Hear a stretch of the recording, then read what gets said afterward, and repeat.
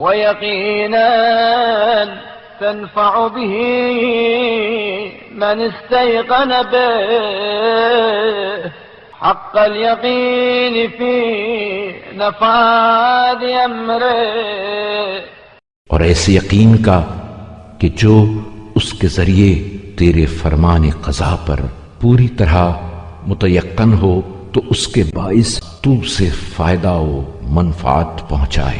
اللهم صل على محمد وآل محمد واغبض على الصدق نفسي۔ اے اللہ، محمد صلی اللہ علیہ وآلہ وسلم اور ان کی آل پر رحمت نازل فرما اور مجھے حق و صداقت پر موت دے۔ واقطع من الدنيا حاجتي واجعل فيما عندك رغبتي شوقا إلى لقائك۔ اور دنیا سے میری حاجت و ضرورت کا سلسلہ ختم کر دے اور اپنی ملاقات کے جذبہ اشتیاق کی بنا پر اپنے ہاں کی چیزوں کی طرف میری خواہش و رغبت قرار دے۔ وهب لي صدق التوكل عليك، أسألك من خير كتاب قد خلا، اور مجھے اپنی ذات پر صحیح اعتماد و توکل کی توفیق عطا فرما۔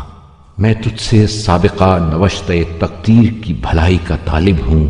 وأعوذ بك من شر كتاب قد خلا، أسألك خوف العابدين لك، اور سابقہ سرنوشت تقدیر کی برائی سے پناہ مانگتا ہوں۔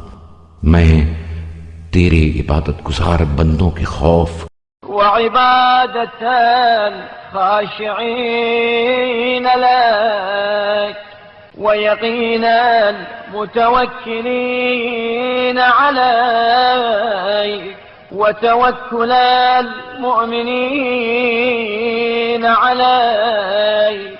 عجز و فروتنی کرنے والوں کی عبادت، توکل کرنے والوں کے یقین اور ایمانداروں کے اعتماد توکل کا تجھ سے خواستگار ہوں۔